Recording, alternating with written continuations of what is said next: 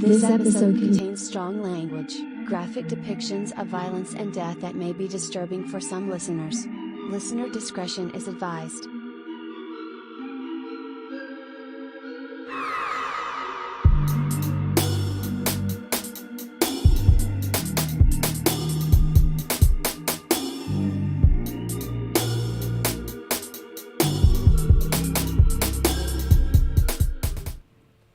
Hey, you true crime freaks and geeks. This is Shelly. My name's Brandon. It's Rashawn. And you're listening to A Beer. Graham. Tell. You're just going to have to use the table and just pop it off. It's the first time I've got to. Oh, man. I feel like it's been a while since we sat down and recorded. Right. I feel like it's been like a month. Or 8 days. Whichever. Yeah, because we pushed it back a day. Yeah. Well, a friend had a birthday party and we forgot.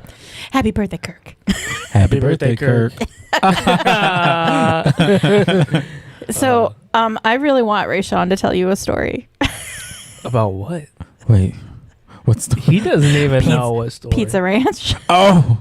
Please. Oh, my Please God. tell the story. Okay. All right. So, it was Saturday. It was Saturday. And I was just, clocking in. I'm like, I'm going to have a good day. It's going to be awesome. I'm going to make some pizzas because making pizzas is actually fun. It's actually therapeutic. Well, No. yeah. I mean, it went from going very well to just very sour. So what happened was, so how they have it when they prep pizzas, you put the pizza in the pan and then you have this like plastic cover up top to cover the dough. Which, wholeheartedly, it protects the dough from getting hard or like too done or too prepared, from the yeast. Yeah. So they use the plastic tarp to like or it's like a encasing thing over the top to just protect it. So I'm thinking, they told me, they were like, okay, around 12 o'clock, Rayshawn, there's a party that's coming in. We prep these 4 pizzas. We have them set in the cooler. You just put them in right at noon because that's when they'll come in. We just want them really fresh. I was like, oh, yeah, roger that. I got it. Your boy got this. So I'm thinking, I'm like, oh, it's fine. And then I look at the time. It's like, oh, my God, it's 5 minutes still. I probably should go ahead and just put those pizzas in because it's going to take a minute for them to go through the oven. So, and this oven is set up to where there's a top and there's a bottom. So we, for the most part, just use the bottom, and then the oven rack inside, it's like motorized to where it's like it moves, it shifts, so that way you don't have to worry about like going in, pulling the pizza out. It makes itself out. It's very like self-sufficient, Like a conveyor belt. Yeah, Basically. it's like a conveyor belt. Conveyor belt. That's a drink. Oh, She said conveyor belt. oh, Whatever. I'm being picky. Yeah, you're being way too picky on that. Because our drinking word of the day, which is DNA, Yeah. so isn't very good. So I'm taking every opportunity. But go ahead. Sorry. So this is where it went really, really wrong. So I see the time and I don't know why I panicked, but I just panicked. I mean, so I grabbed the pizzas and the plastic top part was on the bottom of the pizzas, but I forgot. Oh, and mind you, these are 4 large pizzas. 4. Placed them in the oven with the plastic. No. So I'm thinking everything's good. Well, no, and then something smelled like kerosene. I was like, what is that smell? And I'm like, and then like someone comes in, another guy comes in and is shipped right at noon. He's like, I said, you smell that? He was like, yeah. I was like, probably should check the oven. So we checked the oven. Oh, it's just melted, dripping everywhere. Yeah. Oh my God, it was smoking. And he goes, oh hell no. So he's just grabbing this like long metal like spatula thing to try to like get them out. We were successfully able to move 3 out of the 4. Not the 4th one. The 4th one was so like compacted on the conveyor. There was nothing we could do. We had to turn the bottom oven off. And the store manager comes back here at this point, and she was like, "So that's plastic, That's dangerous. Yeah." That's and I was like, "Oh yeah, you're right." So she was like, there's nothing we can do until we get like a operator out here. She said, because the oven itself is like worth like some odd $1,000. And I'm like, Rashawn, yeah, I ruined a $20,000. you make good green beans though. Yeah, right. I make amazing. I thought the chicken was great. So don't have your boy make pizzas, and you're good, because Or I will. just don't tell you to put the pre-made pizza in the Right. oven. Yeah, If you're doing it on your own, it's probably what's- I was shooketh. Like I just Oh, I bet. I just I felt bet. so distraught. I felt like I'm just like, I'm a loser for this. And like she was pulling out ranch, like a rancher, and like she had like this like this, it was like a tack thing, and just trying to just anything she could possibly use to just like pry the plastic thing off the belt. Man. And it's like this plastic top was sole purpose was just to be intact with the conveyor belt. It's like, no, we it's love at first sight. We're not going nowhere. We're inseparable at this point. I'm just like, $20,000 down Right. the drain. You ruined a $20,000 oven. I really did. So we had to use the top part for the rest of the day, and it was like, and I'm short, so I had to like be on my tippy toes for the most part. My ankles were, Damn. yeah, That sucks. Well, yeah. My Super Saturday went for a very sour. It went from super to sour real quick, all because of the plastic fucking. I love it. Well, but you know what they serve at Pizza Ranch? Pizzas. And chicken. Oh, chicken. And Kentucky Meow. is known for chicken. That's true. And And and DNA.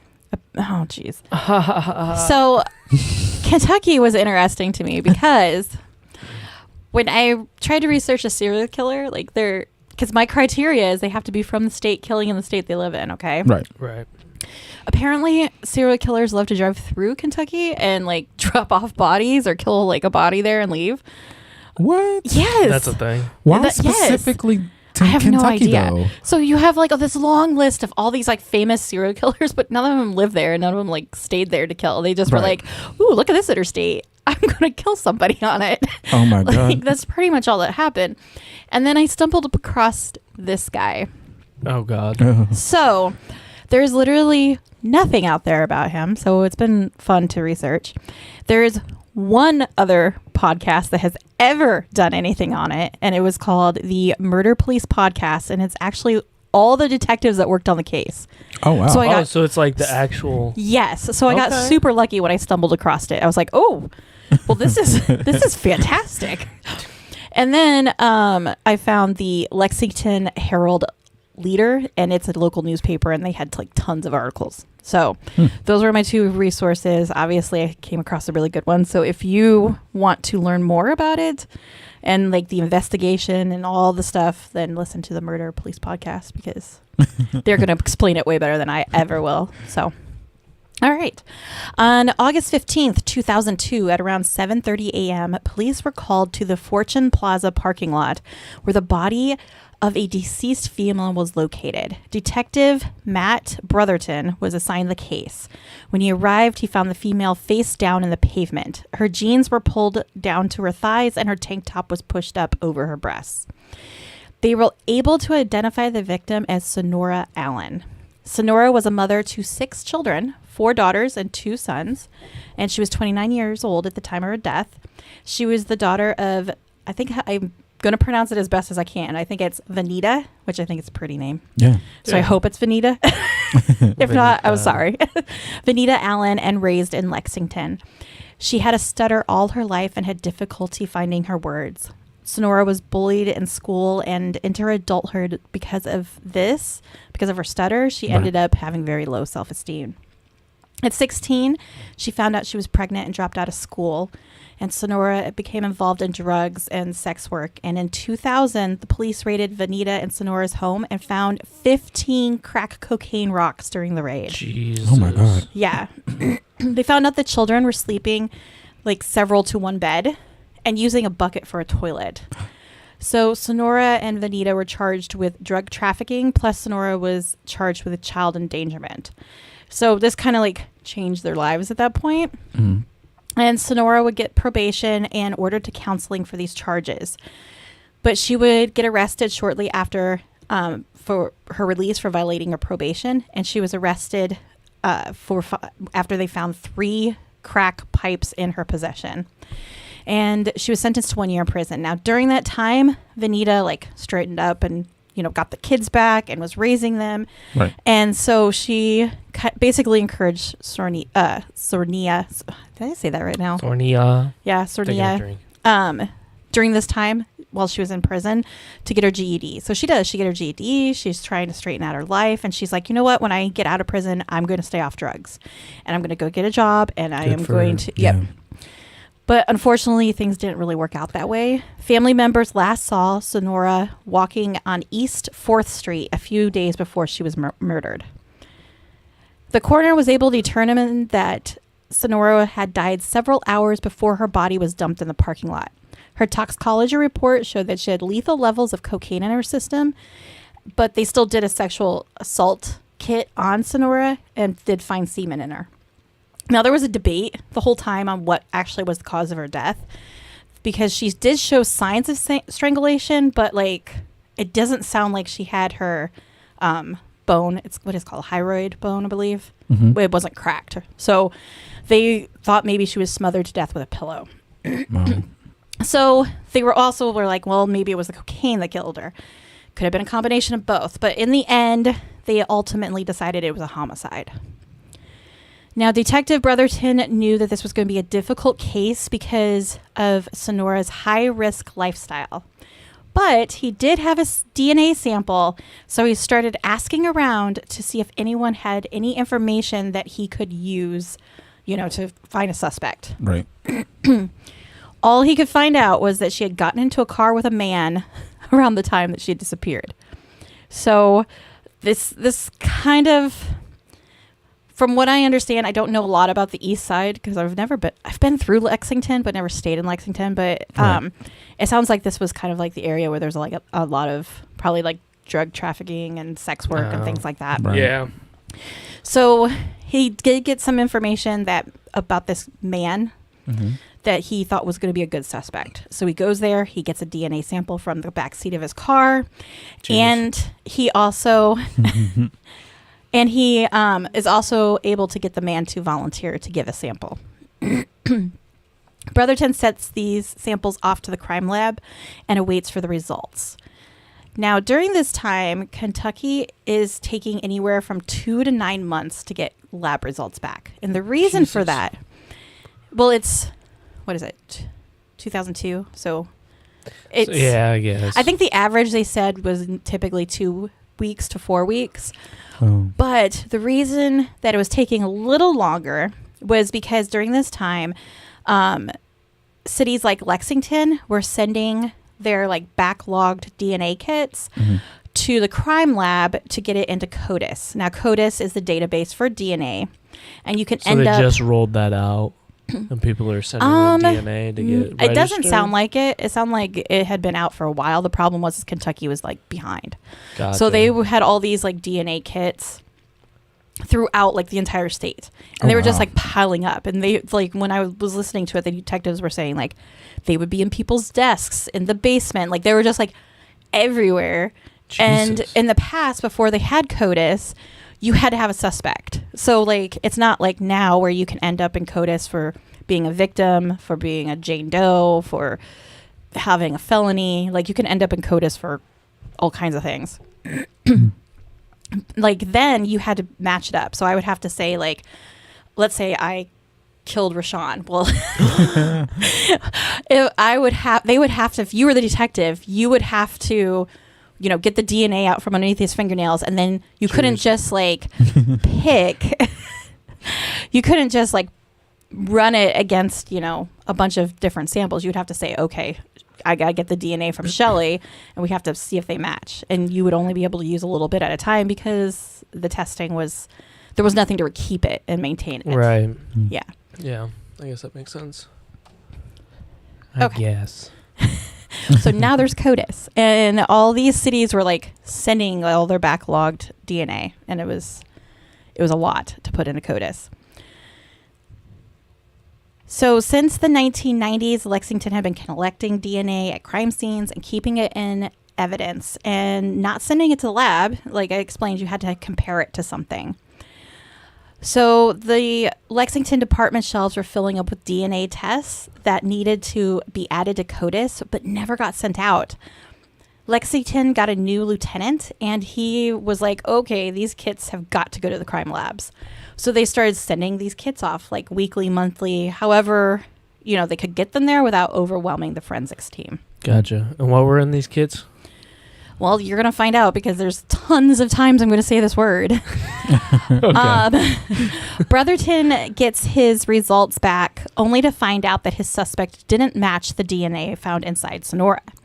But the DNA did match with another murder victim, Doris Ann Roberts. Ooh. So now you have two victims with the same suspect's DNA match. Sorry, Rayshawn.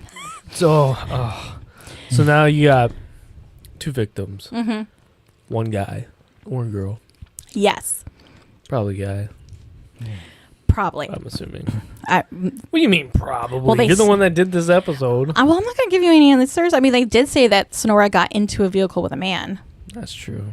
So, on East 4th Street. Man, and I can, in a sense, I can have compassion on what it's like to be a single mother with a bunch of kids, but the prostitution thing, it's a tricky business, and I just wish maybe it's unfortunate that she had to resort to that and she could not find something else to That's got to be like last ditch effort to make it, because it's so dangerous. I've seen I just seen it. It just never ends well. I agree with you. Like I feel like because it's a lot of such just a dangerous job. Yeah, it's a lot of and just. I feel like you're right. I mean, I don't see anything wrong with doing like sex work if because you just have a lot of guys out there that's predators. Like, I paid for you, so now from this whole time span, I can just do whatever I want because I just bought you for this point in time. And that's the mentality that a lot of these predators have when they pick up a prostitute. Yeah, I wish it was more like, I can't remember. Logan, my son, is good at telling me all these countries. I want to say it's like in the Netherlands. Someone in Europe, correct me if I'm completely wrong, but I think it's legal there. And they have like, you go to the house and like it's all like regulated. So it's not. Right. I wouldn't say it's as high risk as it is here in the US. Oh, yeah, and they have someone, and like the head, it's like usually a woman. I think they call her the madame. Yeah, and it's all the house better mother regulated, and basically. she kind of like checks and makes sure like that everything's going okay, and like the prostitute is not being abused or worse. Yeah. You know what's crazy though? Like nowadays, yeah, if a prostitute was to go up to somebody and get hired, all they'd have to do is whip out a video recorder, and then it becomes legal. Oh yeah, because it turns into OnlyFans, something like that. So it all of a sudden it becomes legal because you record it. And I think they have weird, right? Now they have like a place where there's. I think I've seen something on TV where it was like a ranch, like they have like these adult ranches. Yeah, it was like in Nevada, I think it was. Yeah, Nevada or Vegas. It was one of those areas, and it's like a whole ranch, and like these men would go through from states would come and visit the ranch, and some of them are regulars, and like some of the workers, the adult workers at the ranch, they would they'd be like, oh hey, so and so, and yeah. Freaking Ozbot.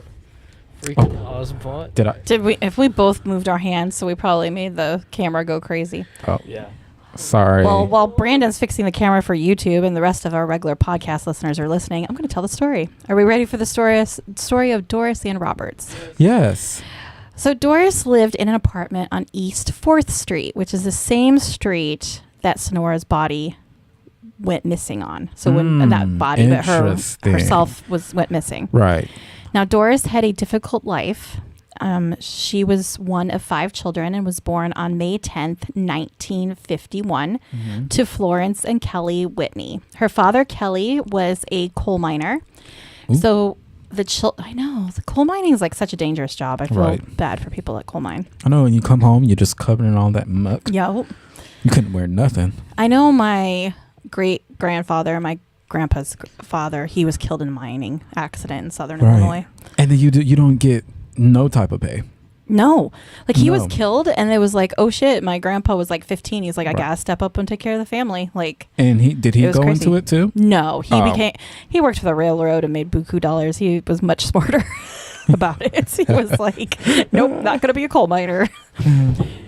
So, Kelly was a coal miner, and the children helped Florence run the small farm that they owned. After years of working in the mines, Kelly developed black lung disease and was not able to work anymore. So he would do side jobs and earn some money for the family. Doris was described as a follower, not a leader, by her family and had low self-esteem. She got married in 1970 and had 3 children. One of her children would die at 8 months from spinal meningitis. To cope with the loss, Doris started drinking. She didn't recover at all and ended up abandoning her 2 children with her mother, and they were only 2 and 4, and she moved to Lexington. It'd be your own family to be like, you have no self-esteem, Really do you be that. follower. It do be I that. know. Like, they it'd were be your way own harsher. family. Yeah. It really do. Wow. She got a divorce and cut all contact off with her family. She Good would, for her. yeah. Yeah. Yes. Yeah. She would remarry and divorce several more times, and her last 2 relationships were very toxic and abusive. Doris's last relationship was with Raymond Bean, who was also an alcoholic. And between 1995 and 1999, Raymond was arrested 8 times for intoxication charges and had to pay fines and spend time in jail. And between 1997 and 1999, Doris was arrested 6 times for intoxication charges. So these 2 were just constantly getting Jesus. drunk. Right. So Fuck around, catch a charge. yeah, they were both getting Right. drunk and they were constantly fighting. Police were frequently called to their apartment on East 4th Street for domestic abuse. In 1997, Raymond was charged with domestic battery against Doris. The abuse didn't stop after the arrest, and the fighting got so bad that some of the neighbors asked the landlord to move Doris out before she was killed. The apartment they lived in was on the lower level and would sometimes have to be heated by turning on the oven and opening the door. Dang. Yeah. Doris and Raymond lived on Raymond's disability checks until Raymond died of a heart attack at the beginning of December in 1999. 2 weeks after Raymond's death, neighbors noticed that they hadn't seen Doris around in about a week. This was unusual because she did like to talk to neighbors, and when I was reading the paper, the neighbors were like, we didn't really want to talk to her because she was drunk all the time. But I was like, oh That my makes God. sense. I mean, yeah. Doors. So even though she was drunk all the time and they didn't want to talk to her, they were still concerned for her safety. The neighbors and the landlord broke into her apartment to find that Doris had been murdered. Oh, shit. She had been gagged and strangled by her own clothing. Doris appeared to have been sexually assaulted, so a rape kit was used to collect the DNA, which is how it now ended up in CODIS. Doris was 48 at the time of her death. So now Detective Brotherton has 2 victims with the same killer, and he needs to find some kind of connection between the 2 women. And this is extremely difficult. Right. You know, Doris was killed at home after somebody most likely broke in. Sonora was, walking and got picked up by a car. Doris was an alcoholic. Sonora was a drug addict. The only common thread that I could really find was that they both were on the same street at the time of their death. So I would initially think that it got to be somebody that's local, like really like right around, Right there. like yeah. right there. So with them struggling to find a connection, these cases go cold again. Yeah. So on April 6th of 2006, Detective Brotherton was the on-call detective when he got a call that a murder victim was found in a home near Transylvania University, which during that podcast I found out was the oldest university in Kentucky. Oh wow! So, fun fact. Yeah. But the name fun. like that, it should be Transylvania. Transylvania. I know. Transylvania. Whoa. I kind of want to go there just Yeah. because of the name. Who's the what do you call it? The head of the Hoo-da-ha-ha. the hoo ha ha. The what do you Dracula? no, like what do you call a person that's the head? The dean. The dean. It's the Dean dean. Dracula? Dean Dracula. That's Okay. also true. Okay. Got it. Okay. Or Elvira. Oh, that would be kind of fun to have Elvira. Yeah. When he arrived at the home, he found the female victim in the bedroom in a shotgun style home. Do you know what that is? Because No. Brandon's looking up. Okay, so they're very popular in the South, which I'm surprised you don't know anything about it. But Never once heard of once I tell you, you probably will recognize it. They're kind of long, narrow homes, and they literally are just a room after room after room, like in a row. So it would be like you walk into your living room, then like your bathroom, then the back bedroom, kind of thing. I've never seen a house like that. You've never seen it, and it's No. set up that way so that when you open up the front door and the back door, you have a consistent airflow through the entire house. So it was supposed to help, like in the South, to conduct airflow. Just telling you. Oh, Okay. I've I've never heard or seen. that's this new to me. before. Where's it? Where's these? Mostly predominantly? mostly I Louisiana. think she's making it up. Oh, You're not- I'm not see, making she's it making up. There's a it different up. term for houses like that in Louisiana. What do you call them? I've always called them shotgun houses. Trap houses. That's true. I mean, Even in Atlanta. yeah. No, I It mean, I is get tr- what you're oh, saying, sorry, but in the real, Osbot, behave. Don't say that name. Okay, sorry. It's voice activated too. Oh, oop. so in the architectural world, they're called shotgun Okay. So homes. Shotgun home, right. aka I trap think house. that. Yep. Got it. Trap Okay. house. Okay. Her hands and feet were bound, and there was a scarf wrapped around her mouth to gag her. Her face was battered and bruised from an assault, and her pants were pulled down, and she showed signs of a sexual assault. The victim was Erica Butler. Erica was a 33-year-old woman and a mother of 2 children. She struggled with a cocaine addiction and had a criminal record for prostitution and drug possession, but her family said that this record didn't give a great picture of who she really was. Erica was funny and kind and would do anything to help family and friends. She was the type of person that would drop anything to just be there if someone called. She knew that she struggled with addiction and was trying very hard to leave that lifestyle, but as most people have probably known someone with addiction or dealt with addiction themselves, it's very, very difficult. Yeah. Her mother was helping raise her children, but she wasn't the type to just abandon them, and she was still trying to be there for her kids while she was dealing with this addiction. On the night that Erica was murdered, there was a get-together at the house she was found in. The house is owned by an elderly man who remained anonymous throughout this whole thing, so I don't know his name. We're going to call him was elderly he remaining? man. Anonymous. What?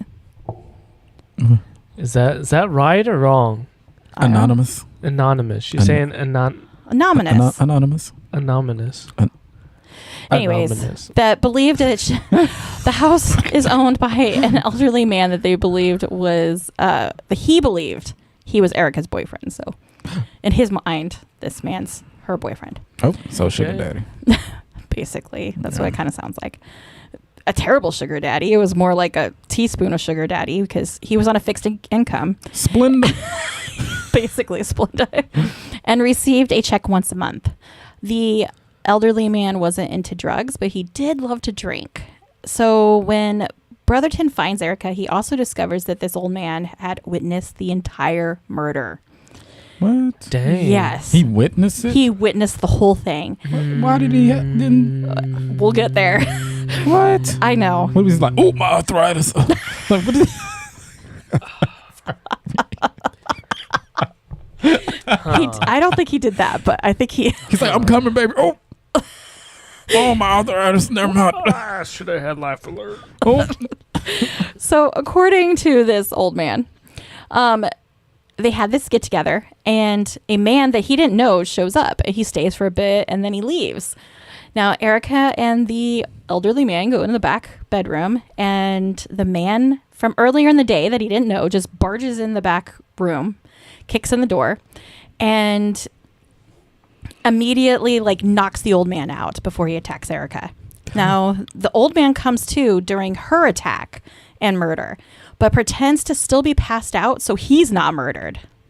Like he was just like, nope, I don't want to die, so I'm going If to pretend to that's pass true, out. imagine how difficult that would be Right. You're right. to like act like you're knocked out. That way you don't get murdered. Like that's Right. Right. I because you agree. know if he got up and tried to do something like help out, Right. He probably more not than help out with the murder, but like help her out. he would have got murdered. Yeah, more than likely. 120%. I completely agree that he most likely did. So he did the right thing, but like at the same time, that's difficult to do. Yeah. That'll scar you. Yeah, that'll be extremely for me to difficult if I'm witnessing like someone not only murdering the person but violating the person. Like I something would just take over for me to like I gotta do something. I can't just sit here or die trying. Right. So, he was able to give detectives a description of the murderer, Mm-hmm. and a sketch was made. The first suspect that fit the description and attended the party was a low-functioning man who was really happy to work with detectives. And they interviewed him, and he would just answer their questions to get their approval. So they would be like, "Did you have sex with the victim?" And he'd be like, "Did I? Yep, I had sex with her." So this person was autistic. What? Basically, or like either they just said low functioning. So I'm assuming he probably just had a lower IQ. So like probably anything like 70 or below. Right. And then they would be like, "Did you kill her?" And he'd be like, "Okay, I killed her."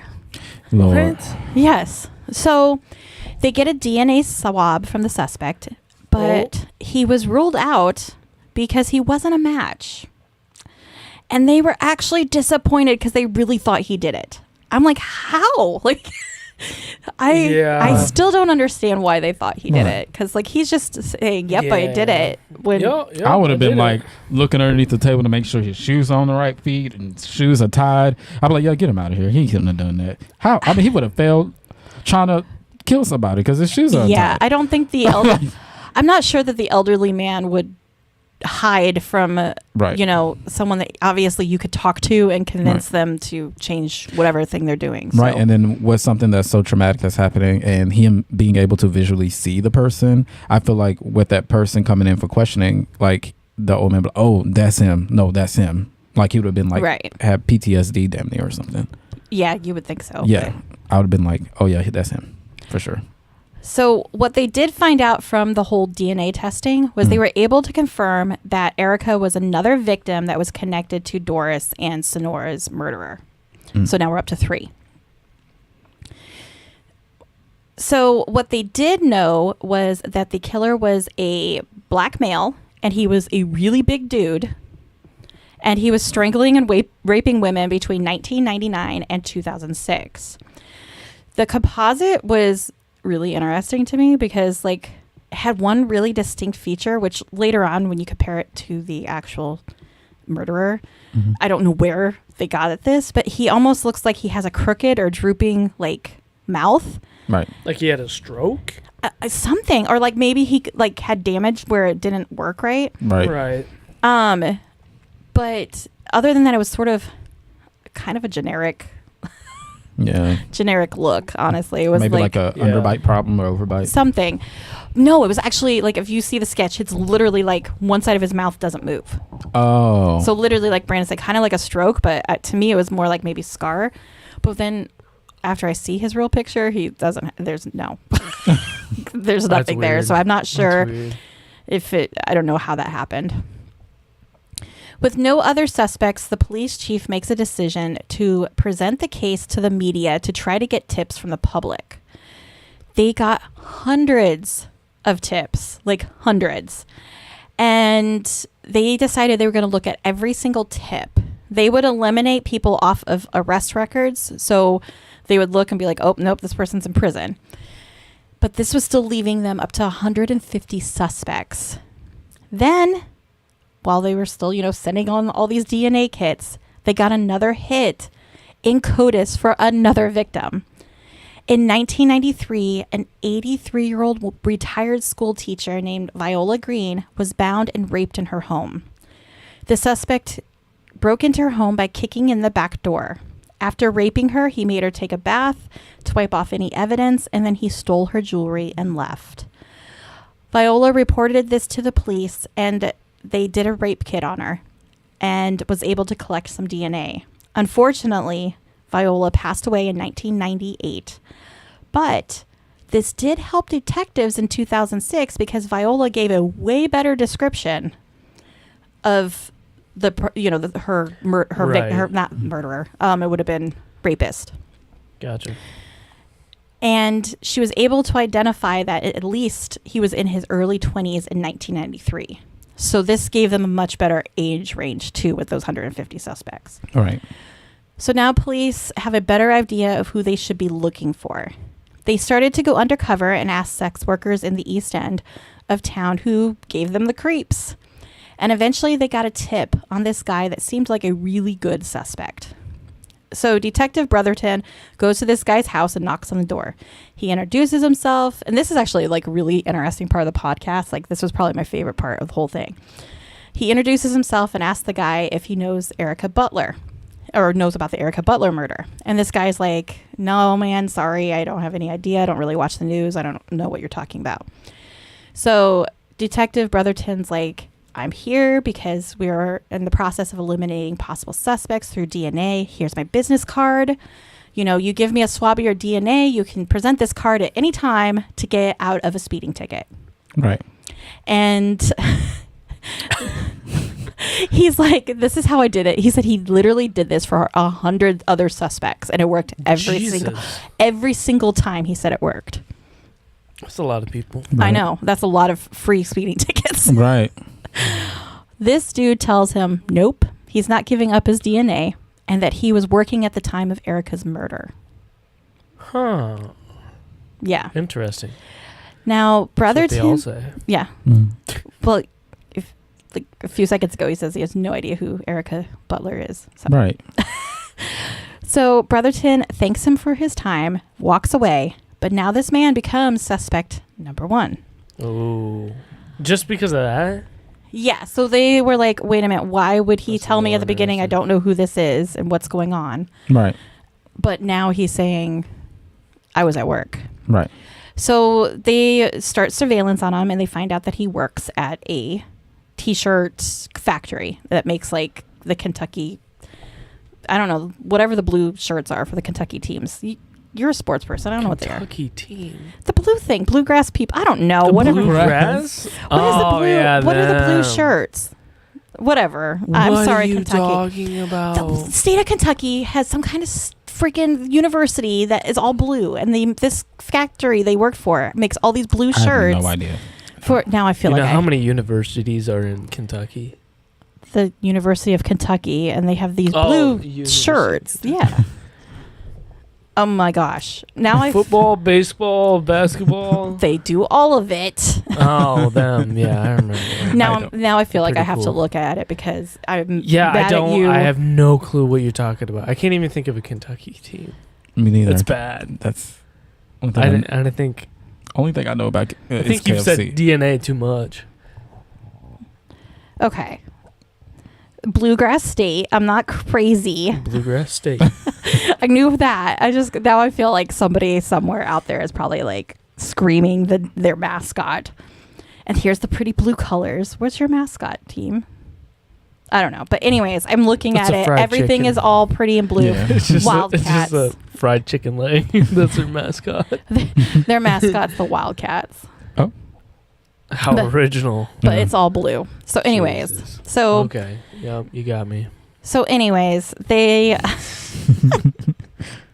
they call up his boss and ask him, about this suspect. And they're like, oh yeah, he's a great worker. He comes to work every day exactly at 7 a.m. Never misses a day of work. And they're like, okay, well, what was he working on August 6th? And He was off. he was not. Oh. He was scheduled to work, but he was late and showed up at 11 a.m. Oh, the one time Mm. that's a little weird, don't you Yep. think? Yeah. He did it. So Lock him up. at this point, they're like, we need to get a DNA sample. So Show up with some KFC. And be like, you want some chicken? Oh. God, she said Yeah. DNA in the. She said that word like 20 in order times to in the past get 2 this, minutes. in order to get this sample, they knew that the best way to get it would be to follow his routine and find that he dropped something. I think they can't really do that as much anymore for a whole bunch of different legal reasons, but that's beside the point. Like entrapment type thing. I am not, yeah, Or- but this is 2006, so they didn't care back then. Mm. Oh. So, so they're following his routine, and every day he gets to work at the factory at 7 a.m. And like clockwork, at 10 a.m., him and the entire factory comes out and has a smoke break in the parking lot. So they decide this is the perfect time to get his cigarette butt. The problem was the entire parking lot was full of cigarette butts. So Detective Brotherton and his partner go out there at 3 a.m.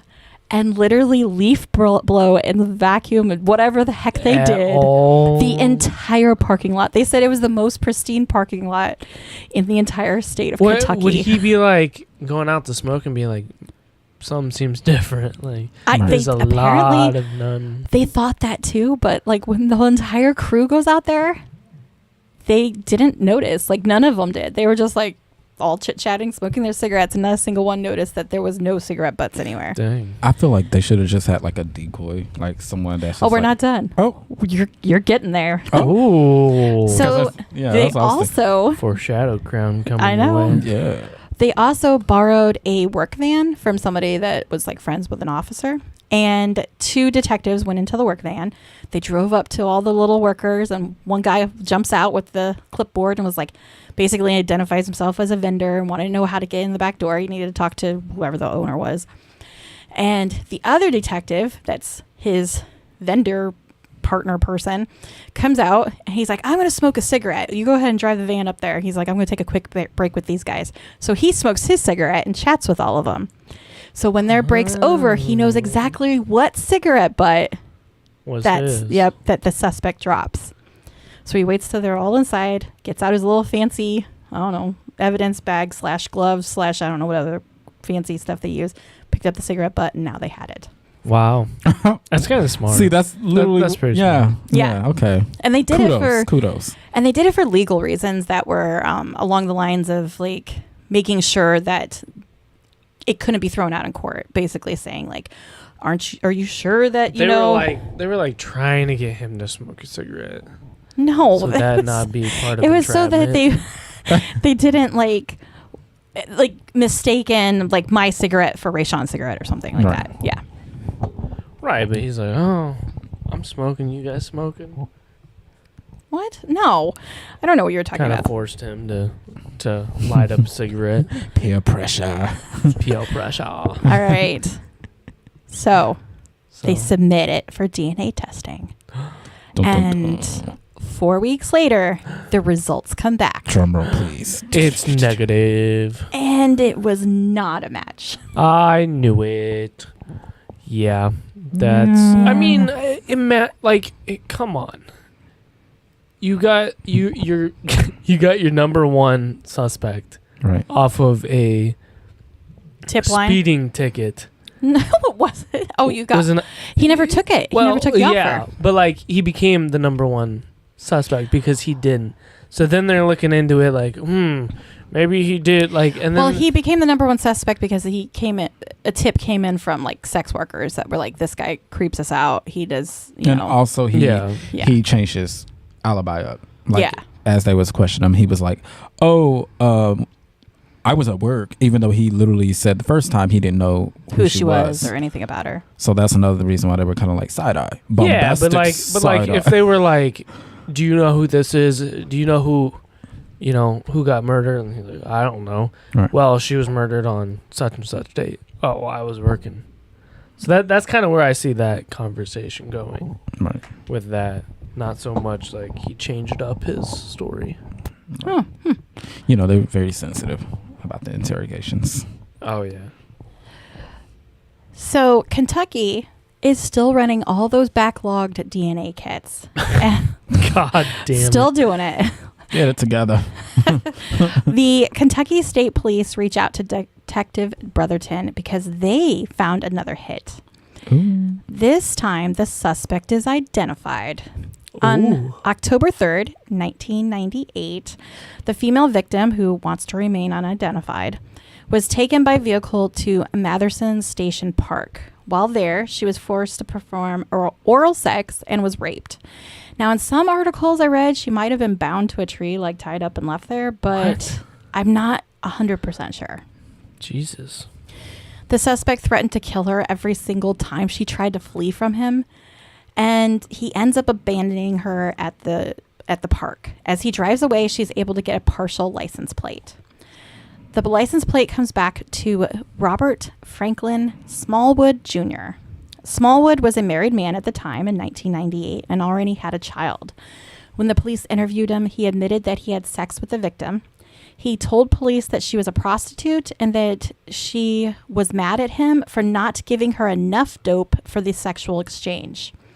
He was arrested for rape and sodomy charges, but when it went to trial, he won. Like, they agreed that she just was mad. And they're just like, you can't trust a prostitute. yeah, that's literally how they took it, unfortunately. Wow. So when Detective Brotherton looks into this guy, they find out he's already sitting in prison. Yeah. He ain't going nowhere. Pretty much. So since he's already in prison, they look a little bit more closely at Smallwood. He was born December of 1973. He had one sister, Elizabeth, but there's not a lot of other information about his childhood out there. I kind of even ran around on Ancestry and stuff like that. I got a little bit more information, but there's not much there. He was born and raised in Lexington, and in 1997, he got married and had 3 children with his wife before she separated from him and literally cut off all communication. Wow. She was like, nope, done. Like, I don't want anything to do with you. She's like, that'll do it. Makes sense. That'll do it. In May of 2005, Smallwood was arrested for obtaining illegal substances, and in September of that year, he pled guilty to possession of drug paraphernalia and first-degree possession of a controlled substance. Afterwards, he was given a year of probation. Now, while on this probation, on April 6, 2006, that's when he breaks into the elderly man's house and kills Erica Butler. In June of 2006, Smallwood is arrested for violating his probation for some unrelated incident. I'm not really sure what it was. And was sentenced to a year in prison. So that's why he's sitting in prison right at that time. Oh. Yeah. Now, what's really crazy to me is Smallwood was never, ever listed as a suspect for Erica Butler's murder, even though he kind of lived across the street from them. What? Like, I tried to look at the map and figure it out. So it's like across, it's kind of like diagonally, like a few houses down across the street kind of thing. Now, this could be because family and friends described him as a really great guy who loved to hold barbecues. Yep. I mean, that cancels that out. Right. I mean, they're like, how would you ever suspect the barbecuing father to Sure, that's chicken that he's barbecuing. Right. That's his last prostitute. So Detective Brotherton goes to the Rodier farm at the Kentucky State Penitentiary to interview Smallwood. He starts to, Smallwood during the interview, starts to kind of go down that same excuse path that he got out of being guilty in 1998. So he's like, yeah, I had sex with Erica. Yeah, I did it for dope. And then, she got pissed off because I didn't give her enough dope. So he got mad and annoyed, and he probably lost his temper. But when the detective Brotherton starts pushing him about the murders of Sonora and Doris and the rape of Viola, he just stops talking. Still, he's still not talking. Just so everyone knows. Okay. Smallwood was charged with the sexual assault of Viola, the murder of Sonora, the murder of Doris, and the rape and murder of Erica Butler. Only one is eligible for the death penalty. In Kentucky, it has to be rape and murder at the same time for it to be eligible for the death penalty. What? Don't know why. I'm just saying. Crazy. That's bizarre. Yeah. And since they had a witness, the old guy, they were pretty comfortable with getting that charge, done. Right. Now, Smallwood fought all these charges.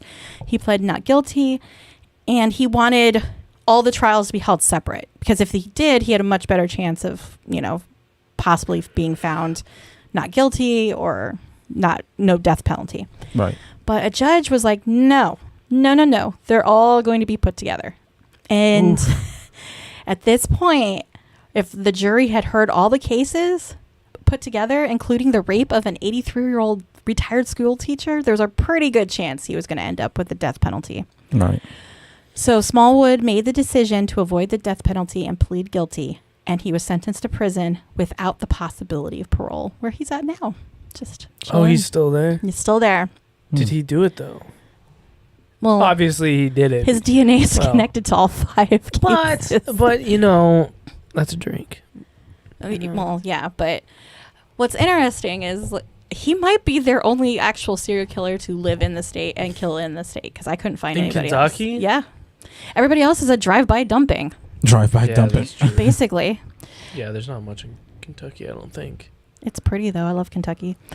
So here's an interesting one. Now, while Smallwood is sitting in prison, his sister Elizabeth, who was living in North Carolina at the time, Mhm. is murdered by the Edgecombe serial killer, and her body was found on February of 2009.